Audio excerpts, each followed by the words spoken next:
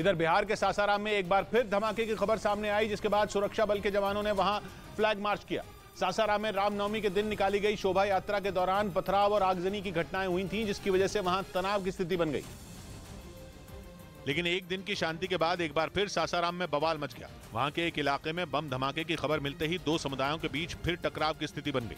हालांकि सुरक्षा बल के जवानों की मुस्तैदी से जल्द ही हालात काबू में आ गए। जवानों ने सासाराम के कई इलाकों में फ्लैग मार्च किया ताकि फिर कोई हंगामा न हो। लेकिन जिस घर में धमाके की खबर सामने आई उसके आसपास लोगों की भीड़ काफी देर तक जुटी रही। बाद में बिहार पुलिस ने ट्वीट कर धमाके की खबर को गलत बताया। पुलिस के मुताबिक वहाँ किसी ने पटाखा फोड़ा था, जिससे वहाँ बम धमाके की अफवाह फैल गई।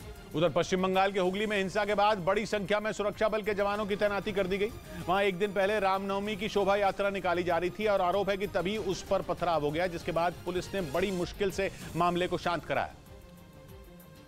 और इसके अगले दिन हुगली के सभी इलाकों को छावनी में तब्दील कर दिया गया। चप्पे चप्पे पर सुरक्षा बल के जवान तैनात कर दिए गए। साथ ही पुलिस ने जगह जगह बैरिकेड लगाकर वहां से गुजरने वालों की तलाशी लेनी शुरू कर दी। वहीं जिस इलाके में एक दिन पहले हिंसा भड़की थी, उसके साथ कुछ दूसरे इलाकों में भी धारा 144 लागू कर दी गई। कुछ इलाके ऐसे हैं रिश्रा के जहां पर इंटरनेट सेवाओं को बंद कर दिया गया है। एक दिन पहले हुगली के रिश्रा इलाके में रामनवमी की शोभा यात्रा के दौरान बवाल मच गया। आरोप है कि कुछ लोगों ने शोभा यात्रा पर पथराव किया, जिसके बाद वहां दो समुदायों के बीच झड़प हो गई और साथ ही कई दुकानों को आग के हवाले कर दिया गया। इस बीच इटली में अंग्रेजी समेत दूसरी विदेशी भाषाओं में काम करने और बोलने पर जुर्माना लग सकता है। अंग्रेजी समेत दूसरी भाषाओं को बैन करने के लिए वहां की संसद में बिल पेश किया गया और अगर ये बिल इटली की संसद में पास हो गया तो इसे न मानने पर 1 लाख यूरो यानी भारतीय रुपयों में करीब 90 लाख तक का जुर्माना लगाया जाएगा। ये बिल इटली की प्रधानमंत्री जॉर्जिया मेलोनी की party brothers of Italy party ने वहां की संसद में पेश किया। उधर बेलारूस में परमाणु हथियारों की तैनाती के ऐलान के बाद रूस ने पहली बार उस जगह के बारे में बताया जहां इन हथियारों को रखा जाएगा। पश्चिमी मीडिया के मुताबिक बेलारूस में रूस के राजदूत ने दावा किया कि परमाणु हथियारों को बेलारूस की पश्चिमी सीमा पर तैनात किया जाएगा। यानी पुतिन का प्लान परमाणु हथियारों को नेटो के दरवाजे तक पहुंचाने का है, ताकि नेटो की गर्दन हमेशा उनके पंजे में रहे। इसीलिए उन्होंने अपने परमाणु हथियारों को बेलारूस की पश्चिमी सीमा पर तैनात करने का फैसला किया।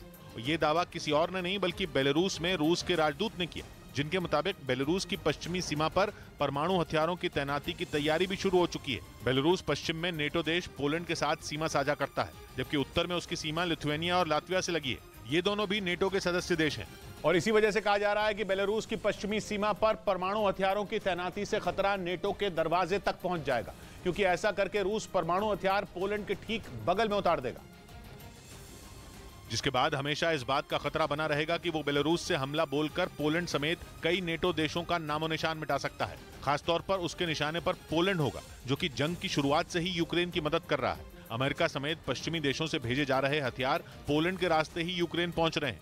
इतना ही नहीं, पोलैंड ही वो पहला नेटो देश है जिसने यूक्रेन को पहला MiG-29 लड़ाकू विमान देने का ऐलान किया है। कहा जा रहा है कि रूस ने उसकी सीमा के पास परमाणु हथियार तैनात करने की बात कहकर सीधे सीधे उसे चेतावनी दी है। साथ